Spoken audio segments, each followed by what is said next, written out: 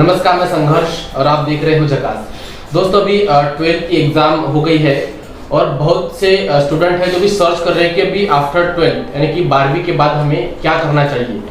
बहुत से स्टूडेंट ऐसे हैं जिन्हें डॉक्टर बनना है, मगर डॉक्टर बनने से पहले नीट की जो परीक्षा है उसे क्रैक करना पड़ता है।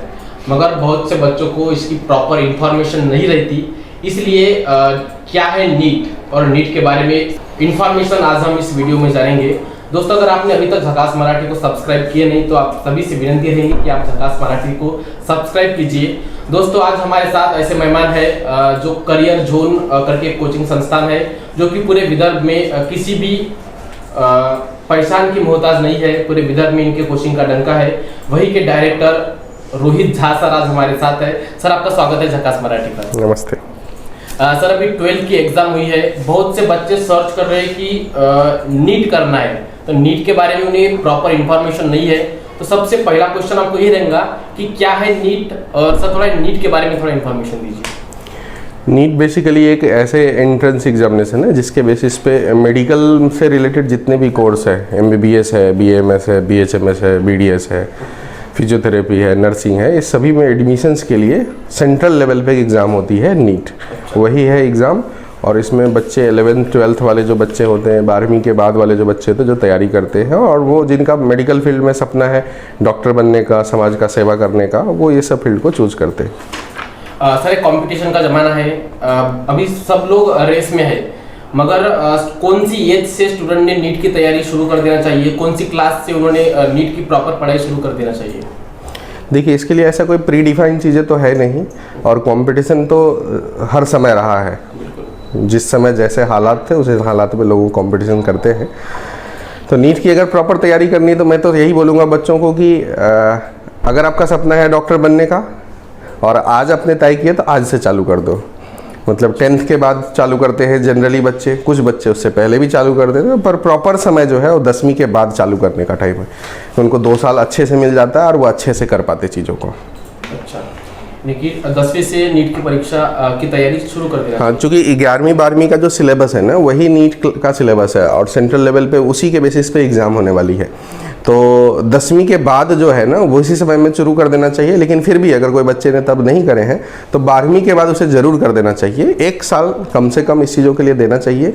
और अगर आपके अंदर पोटेंशियल है और आपको मेहनत करने का जज्बा है और है कि नहीं हम कुछ ज़्यादा बड़ा करेंगे, तो छोटी बात तो है नहीं डॉक्टर बनना, तो उसके लिए थोड़ा सा मेहनत ज़्यादा लगता है। और अगर आपके अंदर है तो आपको आज से चालू कर देना चाहिए। 12th आपका हो गया है, अब पूरी तरीके से आप भिड़ जाइए इसके अंदर। 1 साल पूरा समय दीजिए अपना, और मेडिकल की जो एंट्रेंस एग्जामिनेशन उसकी प्रॉपर प्रिपरेशंस करिए, जिधर कहीं से भी आपको हेल्प मिलता है वो लेकर के, और फिर एग्ज़ाम को फाइट करिए। क्या सच में नीट की परीक्षा इतनी कठिन है? क्योंकि बच्चे अभी 8वीं 9वीं से तैयारी करना शुरू कर देते हैं। मेरे ख्याल से तो हिंदुस्तान में इससे आसान कुछ भी नहीं है आज के तारीख में। मतलब इवन पियून बनना भी ज़्यादा मुश्किल है, डॉक्टर बनना ज़्यादा आसान है।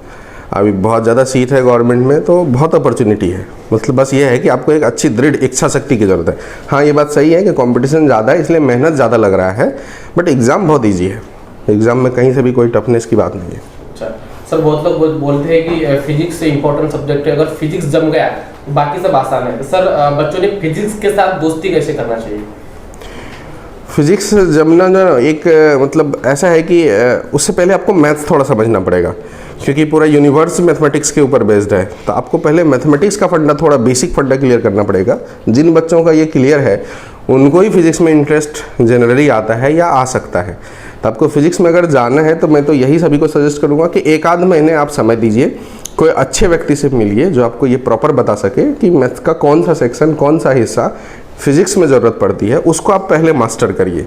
और वो चीज़ें अच्छा हो जाए तो फिर फिजिक्स को पढ़िए। फिजिक्स तो बहुत इंटरेस्टिंग सब्जेक्ट है। हमारे आसपास होने वाली सभी घटनाएं फिजिक्स से रिलेटेड है, और हम जो सिलेबस में पढ़ते हैं वो सब वही है। तो इसलिए बहुत ज़्यादा मज़े तरीके से, इंटरेस्टिंग तरीके से आप इसे पढ़ सकते हैं।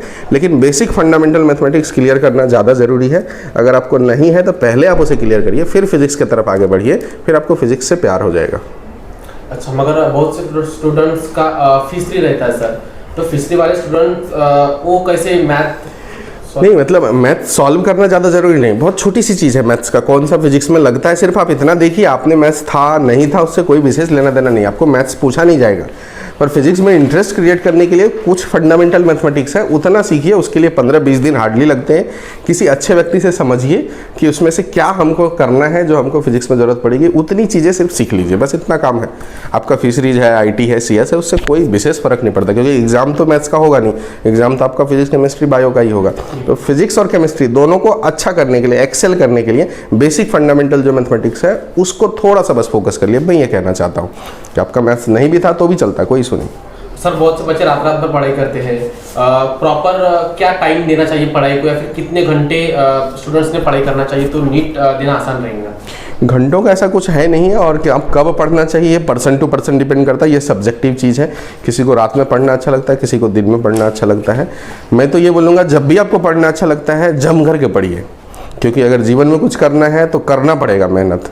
आपको रात में पढ़ना अच्छा लगता है तो रात को पढ़िए, दिन में पढ़ना अच्छा लगता है तो दिन में पढ़िए। मेरा पर्सनल एक्सपीरियंस ऐसा है कि माइंड जो है वो एक मशीन है, और इसका बेस्ट उपयोग तभी हो सकता है जब आप नेचर के साथ चलेंगे, प्रकृति के साथ चलेंगे। तो जो नेचुरल सिस्टम है आप उसको फॉलो करिए तो शायद ज़्यादा बेहतर कर पाएंगे आप। आपकी स्ट्रेस मैनेजमेंट क्षमताएं, टाइम मैनेजमेंट क्षमताएं ज़्यादा बेहतर होगी। लेकिन फिर भी कुछ बच्चों को ऐसा है कि नहीं, हमको दिन को नहीं हो पाता, रात को हो पाता है, तो आप रात को करिए, कोई बात नहीं। निशाचर प्रकार के व्यक्ति है तो आप उस तरीके से आप करिए, कोई प्रॉब्लम नहीं, लेकिन करना ज़रूरी है। बहुत से बच्चों के मन में प्रश्न है कि टाइम मैनेजमेंट कैसे करें, क्योंकि स्कूल भी रहता है, कॉलेज रहता है, कोचिंग रहती है, सेल्फ स्टडी, टाइम कैसे मैनेज करें बच्चे? प्रायोरिटी तय करना सबसे ज़्यादा ज़रूरी है। पहले तो आप प्रायोरिटी तय करिए अपने जीवन का, अपने साल 2 साल का जो टाइम है उसका प्रायोरिटी तय करिए कि आपको एक्चुअली में करना क्या है। और अगर आप फर्म हैं तो फिर टाइम मैनेजमेंट बहुत छोटा सा चीज़ हो जाता है, बहुत आराम से हो जाता है। कोई भी अनुभवी व्यक्ति के संपर्क में जाइए, उनसे पूछिए कि कितना टाइम हमको क्या देना चाहिए, और आपको प्रॉपरली गाइड कर देंगे कि किस टाइम को किस तरीके से मैनेज करना चाहिए। बहुत छोटी चीज़ है ये, बहुत बड़ी चीज़ है ही नहीं, बस उनके लिए बहुत बड़ी चीज़ है जिनका प्रायोरिटी ही तय नहीं है। तो सबसे बेसिक फंडामेंटल है कि आप प्रायोरिटी, इंपॉर्टेंस तय करिए कि आपको अभी आपके लिए सबसे ज़्यादा ज़रूरी क्या है। जो आपके लिए सबसे ज़्यादा ज़रूरी है उसे समय दीजिए। और ये भी पर्सन टू पर्सन डिपेंड करता है, कोई 10 घंटा पढ़ के भी नहीं कर पाता है, कोई 6-7 घंटे में भी कर पाता है। मैं ये बोलूँगा 6-7 घंटे एनफ पढ़ाई होती है नीट के लिए। सेल्फ की पढ़ाई 6-7 घंटे बहुत ज़्यादा है, वो कंसिस्टेंसी के साथ होना चाहिए। ऐसा नहीं कि हमने आज 15 घंटे पढ़े और 15 दिन बाद फिर ब्रेक ले लिए 10-15 दिनों का, ऐसा नहीं चलेगा। कंसिस्टेंसी होनी चाहिए, 6-7 घंटे की पढ़ाई, और ऐसा करीब 7-8 महीने की पढ़ाई होनी चाहिए। आराम से आपका सिलेक्शन जो है नेशनल लेवल पे आएगा। सर पिछले कुछ वर्षों से आपके जो संस्थान से है, जो फ्रेशर बच्चे वो ज़्यादा स्कोर प्राप्त करते हैं, ऐसा क्या राज है आपका, जो यानी कि क्या स्पेशल आप पढ़ाते हो जिसकी वजह से फ्रेशर बच्चे एकदम से स्कोर प्राप्त कर लेते हैं? नहीं, एक्चुअली में नीट का कैसा है, फ्रेशर्स और रिपीटर्स दोनों करते हैं, बट फ्रेशर के साथ स्कोर ज़्यादा हो जाता है। ज़्यादा स्कोर होने की वजह उनको प्रॉपरली 2 साल समय मिलता है, एक बात तो ये होता है। दूसरा, फ्रेशर्स के माइंड में अनसर्टेनिटी बहुत ज़्यादा नहीं होती। रिपीटर्स चूँकि एक बार उनका नहीं हुआ रहता है तो उनको थोड़ा माइंड में सेल्फ को लेकर के डाउट होते रहता है, मैं कर पाऊंगा नहीं कर पाऊंगा। उसकी प्रिपरेशन ज़्यादा अच्छी रहती है, फ्रेशर से ज़्यादा अच्छी रहती है, लेकिन वो परफॉर्मेंस में कन्वर्ट नहीं हो पाते, क्योंकि उनको सेल्फ के ऊपर जो उतना विश्वास नहीं होता। और जिस सिस्टम में भी वो पढ़ते हैं, जिस कोचिंग में पढ़ते हैं, जिस टीचर के साथ भी वो उनका संबंध है, उनसे अगर उनको प्रॉपरली लास्ट मोमेंट में वो फीडबैक नहीं मिला, सपोर्ट नहीं मिला, तो उनका थोड़ा सा सिलेक्शन तो होता है पर मार्क्स कम रहते हैं, बस यही रहता है। फ्रेशर्स ज़्यादा अच्छा इसलिए कर पाते हैं, स्ट्रेस उनके पास बहुत ज़्यादा नहीं रहता। उनके पास ये रहता है कि ठीक है इस बार नहीं हुआ तो अगले साल भी देख लेंगे, इस तरीके की सिचुएशंस भी रहती है। तो थोड़ा स्ट्रेस कम होने की वजह से वो बेस्ट परफॉर्म करके निकलते हैं। सर अगर आपको टिप्स देना है तो बच्चों को आप कौन सी 5 टिप्स दोगे जिसकी वजह से वो अगर उन्होंने कर लिए तो वो जल्दी सफल हो जाएंगे? जीवन में सफल होने के लिए सबसे पहला टिप्स तो यही बोलूँगा कि पहले अभाव में जीना सीखिए आप। मतलब नीड होना चाहिए किसी चीज़ का, ज़रूरत महसूस होना चाहिए किसी चीज़ का। आपको ज़रूरत है कि नहीं पहले ये तय करिए। दूसरा चीज़ ये है, नहीं है तो ज़रूरत क्रिएट करिए। दूसरी चीज़ ये है कि ऐसा लगता है कि हम मतलब ज़्यादातर हम जिस एज ग्रुप में रहते हैं उसी की बातें सुनते हैं। दूसरा टिप्स ये है कि हमेशा अपने से ज़्यादा अनुभवी, ज़्यादा ज्ञानी लोगों के संपर्क में रहने का प्रयास करिए। और तीसरा ये है कि आप अपने ऊपर विश्वास करिए, खुद के ऊपर विश्वास करिए। फिर आपको जो करना है वो आप तय करिए और उसमें पूरी ताकत के साथ, ईमानदारी के साथ भिड़ जाइए। अब जब ईमानदारी के साथ भिड़ गए तो चौथी बात यह है कि ईमानदारी के साथ भिड़े तो हर दिन कंसिस्टेंसी के साथ करते रहिए, अपने ऊपर डाउट मत करिए, प्रैक्टिस करिए, काम करिए। और पांचवी बात यह है, सब कुछ अपने हाथ में नहीं होता, कुछ ऊपर वाले के लिए भी छोड़ दीजिए, बस। बिल्कुल सही। सर बच्चे अभी नीट की प्रिपरेशन कर रहे हैं, आप उनको क्या संदेश देंगे जो इस वर्ष अभी परीक्षा में बैठे उनको?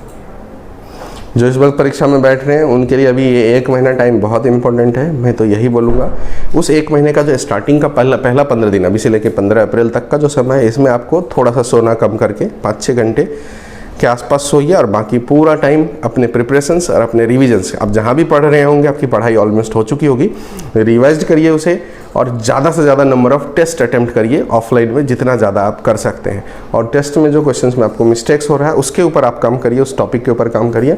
फिर जो सेकेंड 15 दिन का समय बचता है, जो एग्ज़ाम से के पास का समय रहता है, उसमें थोड़ा सा नींद ज़्यादा लीजिए, थोड़ा सोइए, आप 7-8 घंटे सोइए ताकि स्ट्रेस आपको कम रहे और जो आपने प्रिपेयर कर चुके हैं उसका रिविजन्स करते रहिए और प्रैक्टिस टेस्ट देते रहिए, ज़रूर हो जाएगा। आपने जिस लेवल की तैयारी किए होंगे वो आउटपुट ज़रूर निकलेगा आपसे। सर, आपकी खुद की या फिर संस्थान की सफलता भी अपने आप में बहुत बड़ी है। कैसे सफर शुरू हुआ कि गोंदिया से इसे छोटी सिटी में आपने एक संस्थान शुरू किया, एक तरीके से पूरे जिले में एक एजुकेशन में क्रांति करियर जोन ला रही है। सर, कैसा सफर शुरुआत से लेके आज तक कैसा? जीवन में किसी का भी जो शुरुआत होता है वो स्ट्रगल भरा रहता है और किसी भी व्यक्ति को जो एक बार सफल हो जाता है तो उनको वो चीज़ें नहीं पता रहती है एक्चुअली में कि हम सफल क्यों हुए, कैसे हुए। बस ईमानदारी से जो काम करते रहता है निरंतर आगे बढ़ता। आज मैं जहाँ हूँ मुझे उसके पीछे का ठोस कारण सिर्फ इतना ही समझ में आता है कि मैं अपना काम हमेशा कोशिश किया कि ईमानदारी के साथ करूँ और आगे भी मैं यही कोशिश करता रहूँगा। फिर वो सफलता है देश के लेवल पर हो जाए या डिस्ट्रिक्ट के लेवल पर हो जाए या फिर स्टेट लेवल पर हो जाए। अगर हम अच्छे से काम करते रहेंगे तो ज़रूर एक दिन आएगा जब हम नेशनल लेवल पे भी पहुंच जाएंगे। तो वो जो ग्लोरिफिकेशंस है उसके चक्कर में पड़ने के बजाय हर इंसान को, चाहे वो किसी भी फील्ड में हो, अपनी काम पे ध्यान देना चाहिए कि हम उसको कहाँ बेस्ट कर सकते हैं, कहाँ हमारी कमी, उसे दूर करते रहिए। हम भी आज तक वही करते हैं और अभी भी वही कर रहे हैं और वही हमारे सफलता का राज है। सर, ग्रामीण क्षेत्र के बहुत से स्टूडेंट हैं जिनको जो फाइनेंशियली स्ट्रांग नहीं है, जो बड़ी जगह कोचिंग नहीं लगा सकते, उन बच्चों को आप क्या संदेश देंगे? उन्होंने कैसे प्रिपरेशन करना चाहिए? देखिए, मैं भी एक बहुत गरीब परिवार से आता हूँ तो मुझे इतना पता है कि अगर आपको करने की जज्बा होगी ना तो फाइनेंस तो कोई लिमिटेशंस ही नहीं है। आपको ज़्यादा प्रॉब्लम हमारे पास आइए, हमसे संपर्क करिए, हम देख लेंगे उस चीज़ों को। लेकिन जिस बच्चों के अंदर जज्बा रहेगा ना तो पैसे अपने आप आ जाते हैं। कोई ना कोई आपको, जिस इंसान को आप नहीं भी जानते होंगे, वो आपके लिए जीवन में खड़ा हो जाएगा मदद करने के लिए। हमारे लाइफ में बहुत बार ऐसा हुआ है। तो मैं यही समझता हूँ कि आपको पैसों का अरेंजमेंट नहीं करना है, आपको पहले अपने जज्बे का अरेंजमेंट करना है, अपनी डिसीजन को तय करना है कि हमको क्या करना है। अगर आपने तय कर लिए तो निरंतर आपको ये जो नेचर है ना वो आपको सपोर्ट करता चला जाएगा और डेफिनेटली आप अपने लक्ष्य तक पहुँच जाएंगे। तो फाइनेंशियल जो लिमिटेशंस है वो ज़्यादा प्रॉब्लमेटिक नहीं होती, उसके बारे में आपको सोच के उसे ठीक नहीं कर सकते। आप अपने बारे में सोचिए कि हमको क्या करना है और उसके लिए हमको किन व्यक्ति से मिलना है, कब मिलना है, और उसमें जो है आपको लोग सपोर्ट करेंगे। अगर हमसे सपोर्ट चाहिए तो आप ज़रूर हमसे मिलिए, हम ज़रूर सपोर्ट करेंगे। हम हर साल करते हैं ऐसे बच्चों का।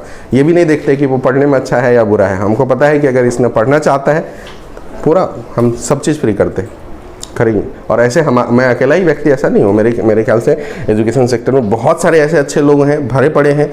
आप किसी न किसी के संपर्क में आएंगे और वो आपके जीवन को बदल के रख देगा। आप जहाँ कहीं भी रहें, आप अपने ग्रामीण क्षेत्र में ही देख लीजिए, जहाँ पर भी है ऐसे लोग ज़रूर मिलेंगे जो आपको मदद करेंगे। बस आपके अंदर वो जज्बा होना चाहिए, ज़रूर कर पाएंगे आप। सर, बहुत से स्टूडेंट एक बार अगर क्रैक नहीं हुआ तो अपने आप में हार मान लेते हैं या फिर वीक हो जाते हैं। ऐसे स्टूडेंट को आप क्या टिप्स देंगे? नहीं, ये समस्या क्यों होती है? ये समस्या ये होती है, लोग एक एग्ज़ाम की सफलताएं को अपना जीवन मान लेते हैं।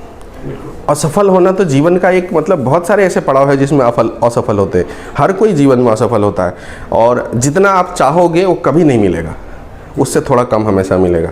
तो आप अगर इस स्ट्रेस को मैनेज करना चाहते हैं, इस तरीके की समस्याओं को मैनेज करना चाहते हैं, तो मैं यही कहूँगा कि आप सिर्फ अपना काम करिए, जो हो रहा है उसे एक्सेप्ट करिए और जो एक्सेप्ट करेंगे तो फिर जीवन में खुश रहेंगे। कोई डॉक्टर बन गया वही जीवन में सफल नहीं होता, कोई IIT में चला गया वही जीवन में सफल नहीं होता। बहुत सारे छोटे नहीं पढ़े हुए लोग भी जीवन में सफल होते। तो आप सफलताओं को लाइफ के साथ मिक्स मत करिए, दोनों को अलग करिए। एग्ज़ाम का सक्सेस अलग चीज़ है और ज़िंदगी अलग चीज़ है। एग्ज़ाम का सक्सेस 1-2 साल का रहता है और ज़िंदगी जो है वो पूरे लाइफ भर चलेगी आपको। तो आप दोनों को मिक्स बिल्कुल मत करिए, स्ट्रेस कभी नहीं आएगा। आप अपना बेस्ट प्रयास करके देखिए, होना होगा तो होगा, नहीं होना होगा तो जीवन में कुछ और बड़ा के लिए आप बने होंगे, वो कुछ करेंगे। तो ऐसा स्ट्रेस नहीं लेना है चीज़ों को। बहुत शुक्रिया हमारे साथ। Thank you.